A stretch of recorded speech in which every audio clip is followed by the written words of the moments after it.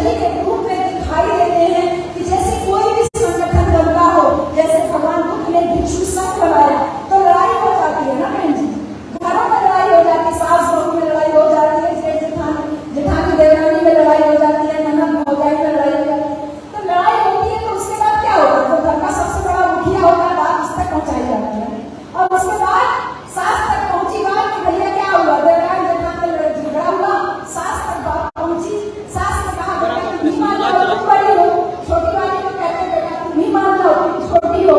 वो सास अपने स्तर पर निकारा करने की कोशिश करती है और जब सास नहीं निकारा कर पाती तब क्या होता है, बात ससुर तक पहुंचती है और जब ससुर भी नहीं निकारा कर पाए तो दोनों के आदमियों को बैठाया जाता है, सास ससुर को बैठाया जाता है और घर के और भाई बहन होते हैं उनको भी बैठाया जाता है, सबके सामने बात किया जाता है, सुना जाता है। बुद्ध यही बात अपने भिक्षु संघ में करते थे कि अगर कोई भिक्षु से गलती हो जाए तो भिक्षु आके उसका कहने का कन्फेशन करे, उसको स्वीकार करे और फिर अगर तब भी बात न बने तो बुद्ध एक पूरा गणतंत्र वाली व्यवस्था थी कि 10 भिक्षुओं का ग्रुप था, उसमें बात रखी जाती थी और फिर उसके बाद एक बड़ा ग्रुप था, उसमें बात रखी जाती थी। तो बुद्ध के हमें तमाम रूप दिखाई देते हैं, बुद्ध एक मिशनरी के रूप में हमको दिखाई देते हैं, बुद्ध एक राजनीतिक रूप में हमको दिखाई देते हैं। बुद्ध कहते हैं बहुजन हिताय बहुजन सुखाय, जब वो कहते हैं बहुजन हिताय बहुजन सुखाय तो एक बड़ा संदेश देते हैं कि जिनको वंचित रखा गया, जिनको भागीदारी नहीं मिली, उनके भागीदारी के लिए मैं बात कर रहा हूँ। और फिर जब बुद्ध कहते हैं शासकों को निर्देश देते हैं कि शासक को कैसे, एक राजा को कैसे राज करना चाहिए, तो कहते हैं कि देश की सीमा में एक बड़ा वॉच टावर होना चाहिए, देश की सीमा में बहुत बड़ा टावर बना होना चाहिए, वहां पे कुछ लोग बैठे होने चाहिए सुरक्षा के लिए जो देखते रहे कि कोई दुश्मन तो नहीं आ जाएगा। बुद्ध कहते हैं कि एक बाईपास रोड होना चाहिए, जैसे आज रिंग रोड है वैसे एक बाईपास रोड होना चाहिए, उपपथ होना चाहिए बाहरी सीमा में, जिससे कि कभी कोई आक्रमण हो जाए तो आपको अस्त्र और शस्त्र ले जाने में आसानी हो। ऐसी तमाम बातें जब बुद्ध कहते हैं तो क्या आपको और हमको ये नहीं लगता कि बुद्ध एक अच्छे शासक भी हो सकते थे? बुद्ध ने उस शासन व्यवस्था को दुरुस्त करने के लिए जो उपाय बताए, ये सारा शासन व्यवस्था को दुरुस्त करने का काम क्या आपको मान्यवर कांशीराम में नहीं दिखाई देता, छत्रपति शाहू जी महाराज में नहीं दिखाई देता, महात्मा ज्योतिबा फुले में नहीं दिखाई देता? बुद्ध केवल बुद्ध होने तक सीमित नहीं है, बुद्ध एक बड़ी विचारधारा है, बुद्ध एक विचार है, एक क्रांति है। वो क्रांति कैसी है कि एक चूहा अगर बिल्ली होती है या चूहा होता है तो चूहा भी जो है ना पिंजरे में नहीं फंसता, आजकल वो जानता है कि पिंजरा मुझे फंसाने के लिए रखा है, लेकिन हम बुद्ध की बातों को नहीं मानते, इसलिए तमाम पिंजरे जो है हर साल हमारे लिए हर चुनाव के टाइम पे पिंजरा बिछाया जाता है, कभी 5 किलो राशन बांटा जाता है, चुनाव से पहले कभी 2,000 5,000 रुपया बांटा जाता है, ऐसे तमाम प्रलोभन, कभी मकान बांटा जाता है, हैंडपंप बांटा जाता है और हम तमाम प्रलोभनों में आ जाते हैं। और जिस बात को साहब कांशीराम ने सबसे ज्यादा जोर देके कहा था कि बुद्ध का शासन तभी लागू हो सकता है जब आपका शासन सत्ता हो, और इतिहास भी इस बात का गवाह है कि बुद्ध की शिक्षाओं को 100% लागू करने का काम महाराजा अशोक ने किया था, सम्राट अशोक ने किया था। अगर वो बुद्ध की शरण में नहीं जाते तो भारत कभी बुद्ध में नहीं बन पाता। और सम्राट अशोक के शासनकाल में जितना बड़ा निर्माण हुआ, जितना भारत बुद्ध में हुआ, उस सपने को आगे ले जाने का काम बाबा साहब डॉक्टर अम्बेडकर ने 14 अक्टूबर 1956 को जो एक संदेश दिया बुद्ध की शरण में जाके, और उसके बाद माननीय कांशीराम साहब ने कहा कि तुम्हें अधिकार दिया बाबा साहब ने, तुम्हें जो अधिकार दिए उन तमाम अधिकारों में सबसे बड़ा अधिकार मिला था वो था वोट का अधिकार। और उस वोट के अधिकार के लिए जब साहब कांशीराम गांव-गांव पैदल साइकिल घूमते हैं तो क्या नारा देते हैं, कहते हैं वोट हमारा राज तुम्हारा नहीं चलेगा, नहीं चलेगा। साहब गांव-गांव घूमते हैं, ये जितने नौजवान बच्चे आप लोग दिख रहे हो, खाली नीला गमछा बांध लेना, नीला कैप लगा लेना मिशन नहीं है। मिशन वो है जो साहब कांशीराम हमको संदेश दे रहे थे, बुद्ध की तरह त्याग करके अपनी कीमत बता रहे थे, कह रहे थे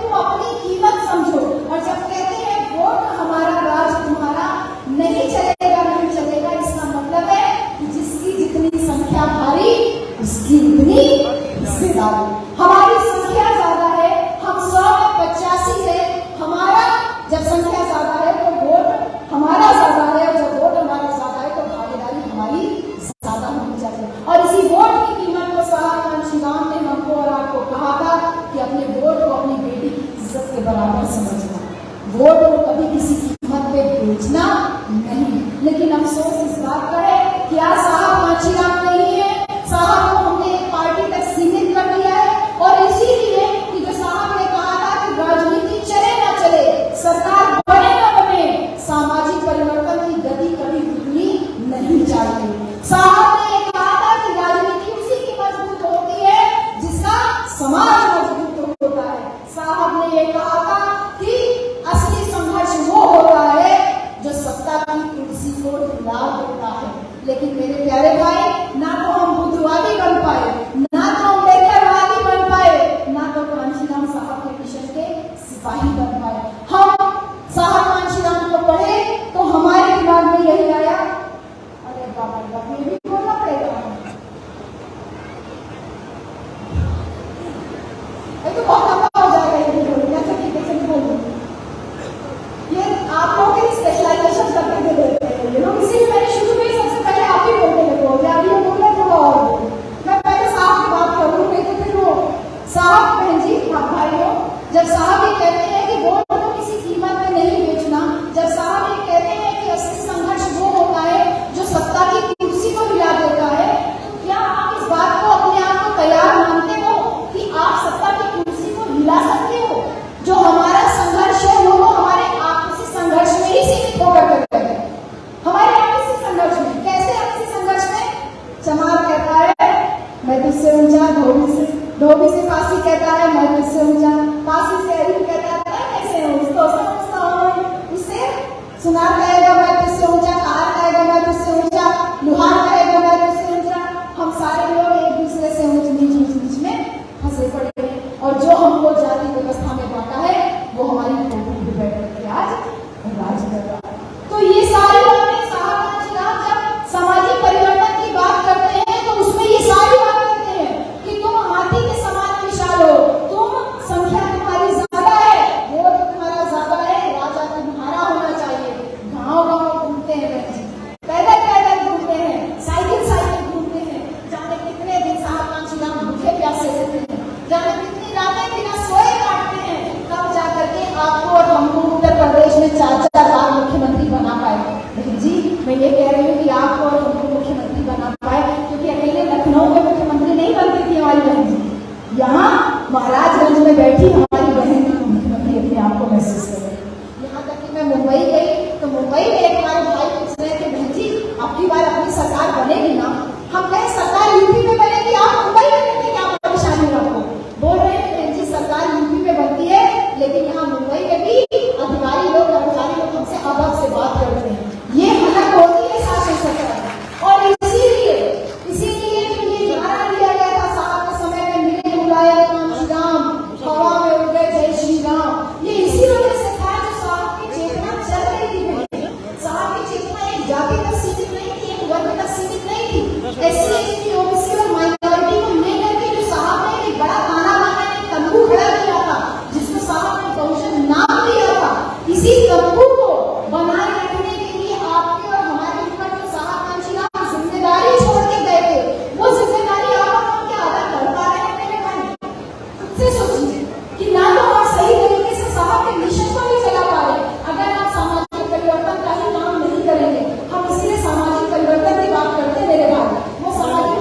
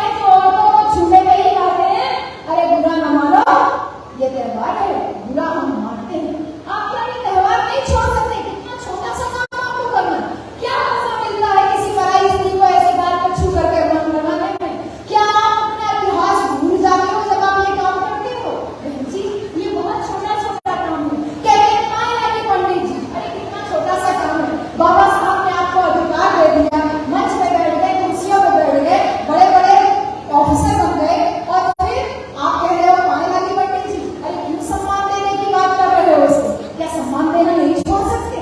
तुमको इतना अकल दिया, बुद्धि दिया, संविधान दिया, अधिकार दिया, तो थोड़ा सा तो मेरे भाई ने कहा उस पे आ जाती हूँ वापस। जो ये सम्मान की बात है बहन जी कि उनको पाए लगी करना नहीं छोड़ सकते। आज हमारे बच्चे कहते हैं ना, अरे बाबू होई तो अपन भले के न होई, ठाकुर होई तो अपन भले के न होई, हम अपन कुर्सी छोड़ के काहे उठे? हमारा बच्चा नहीं कुर्सी छोड़ के उठता ना।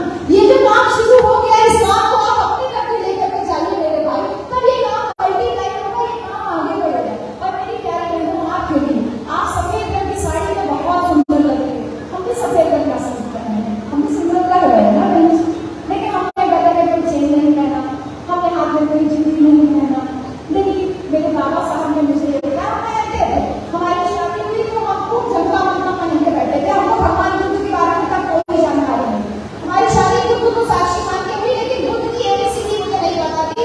आज से 12 साल पहले बस ये पता था कि लाइट ऑफ एशिया है और उन्होंने ये किया, पंचशील किया, बस शादी हुई। मैंने खूब सोना चांदी पहन के हम भी बैठे हुए, शादी बड़ा बुरा हो गए, मुंह दिखाई होता ना दिया के बाद, तब मुंह दिखाई हुआ तो सब गरबा भर जुटा था।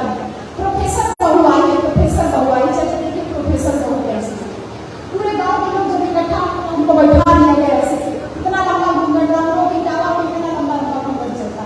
हम अपना घूंघट पीछे सरका दिए, हम क्या भैया देख लीजिए, चाहे की को चाहे खराब हो तो नहीं हो गई तोरे बाबा। तो सब लोग जब हमारा मुंह देख लिए तो हम ओढ़ते बैठे भी जाकर मैंने पूछा कि आप लोग मुझे एक बात बताइए, आप सब मेरी माँ के समान हो, बड़ी दीदी हो, जेठानी हो, जो भी हो, सब माँ के समान हो, मुझे एक बात का जवाब दीजिए कि ये जो सर से कहावत है सोना चांदी का गहना पहना हुआ है, ये किसकी बदौलत है? एक औरत फट से उठी कहती है, अरे यार ससुर इंजीनियर है, नौकरी कर रहे हैं, मैं चढ़ाइए है तो पहले हो। हमने कहा बिल्कुल ठीक बात है, लेकिन मुझे एक बात का जवाब और दीजिए कि मेरे ससुर जो इंजीनियर बन पाए वो किसकी बदौलत है? बोले बाहर ससुर, एक औरत उठी कह रहे बाहर ससुर पढ़ा लिखा है तो इंजीनियर बनेंगे। हमने कहा बिल्कुल ठीक बात है। हमने कहा एक बात का मुझे और जवाब दीजिए कि मेरे ससुर पढ़ लिख कैसे पाए? फिर एक औरत उठी कहती, अरे गौवा के पास पाठशाला न है, वही में और ससुर पढ़ गई और कैसे पढ़ गई? हमने कहा बिल्कुल ठीक बात है। मैंने कहा एक अंतिम बात का जवाब मुझे दीजिए कि गांव के पास की उस पाठशाला में मेरे ससुर को पढ़ने का अधिकार किसने दिलाया? तो वो औरत एकदम चुप। तब एक बेटी उठती है, आपकी जैसी औरत कहती है कि गांव की पाठशाला में आपके ससुर को पढ़ने का अधिकार तो मेरे बाबा साहब ने दिया। तब मैंने उठाई और कहा कि देखिए, जब मेरे ससुर को पढ़ने का अधिकार मेरे बाबा साहब ने दिया तो क्या इसलिए साबित नहीं होता कि सर से पाँव तक मैंने सोना चांदी का गहना पहना है ये मेरे बाबा साहब की वजह से, मेरे ससुर की वजह से नहीं? फिर मैंने उनको एक कहानी बताई जो बाबा साहब की किताबों में हमने पढ़ी थी। बाबा साहब कह रहे थे कि जब सभ्यता की शुरुआत हुई ना बहन, जब शुरू में जब पृथ्वी बनी, औरत आदमी बने, तो औरत आदमी को नहीं पता था औरत आदमी है, लेकिन साथ साथ रहने लगे, औरत आदमी साथ साथ रहने लगे तो लड़ाई होती है ना कि कौन ज्यादा ताकतवर है, तो औरतों और आदमी में लड़ाई होती है कि कौन ज्यादा ताकतवर है। ये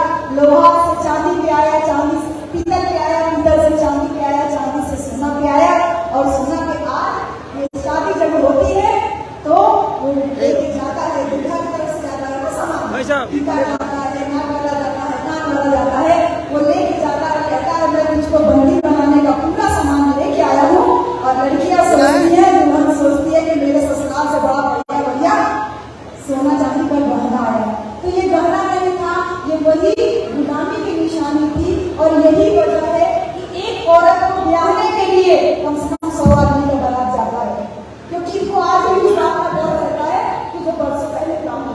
नहीं तो शादी 2 लोगों की होती है, 2 परिवारों की होती है, उसमें 100 लोगों का बैंड बाजा कट जाता है। तो ये तर्क की बातें हैं, आप जितना जल्दी मुक्ति पाओगे उतना आसान है। अगर हम इतना चूड़ी पहन के क्लास में पढ़ाने जाए तो क्या हम पढ़ा पाएंगे? नहीं पढ़ा पाएंगे ना। अगर इतना बड़ा बड़ा चूड़ी पहन के डॉक्टर जिला भारी करे तो क्या कर पाएगा? नहीं।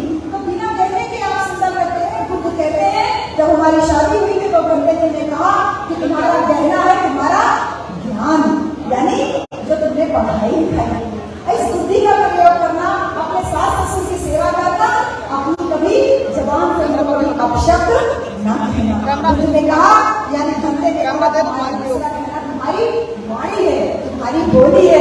कभी देवराज देवतान घर में मत करना, कभी सास ससुर को गाली मत देना। कोई दरवाजे आ जाए तो मोहब्बत से 2 रोटी खिलाना, चाहे सूखी रोटी खा रही हो, ये तुम्हारा कहना। भंते जी ने कहा तुम्हारा असली कहना तुम्हारा चरित्र है। ये नहीं कि आदमी दूसरी जगह नौकरी कर रहा और दूसरी जगह नौकरी करी, दोनों किसी को लेकर अपना घूमते हैं।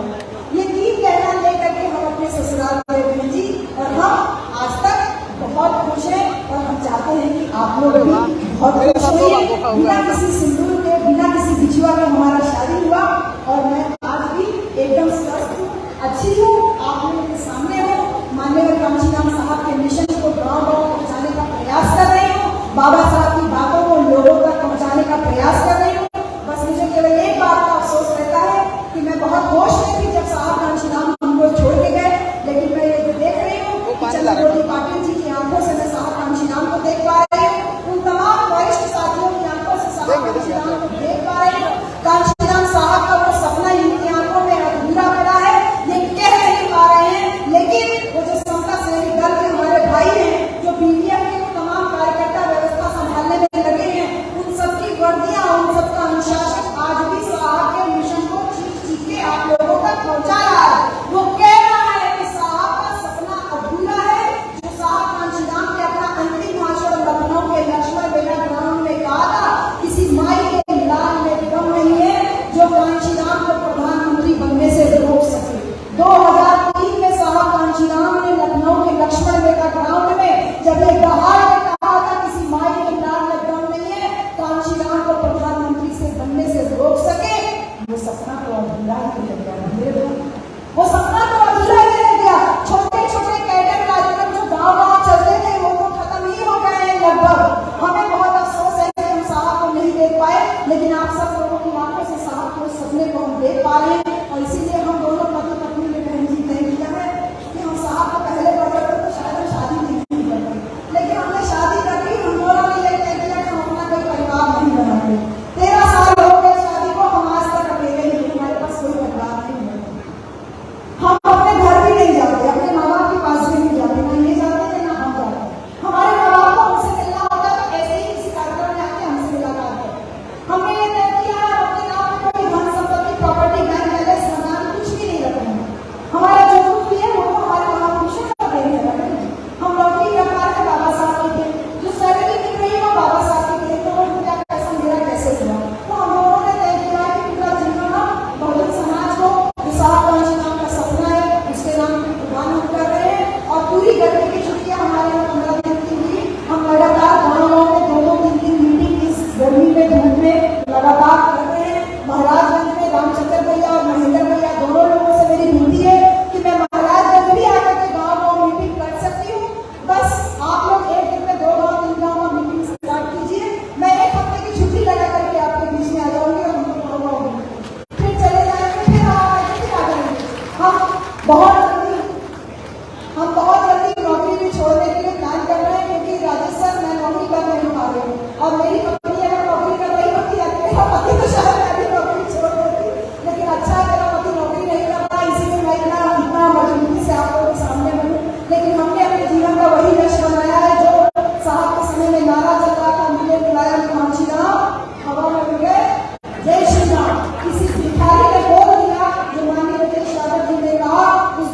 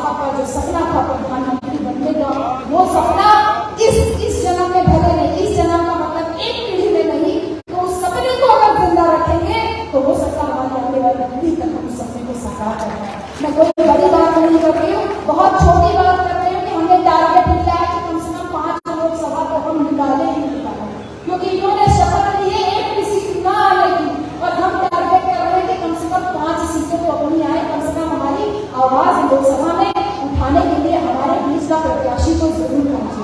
तो ये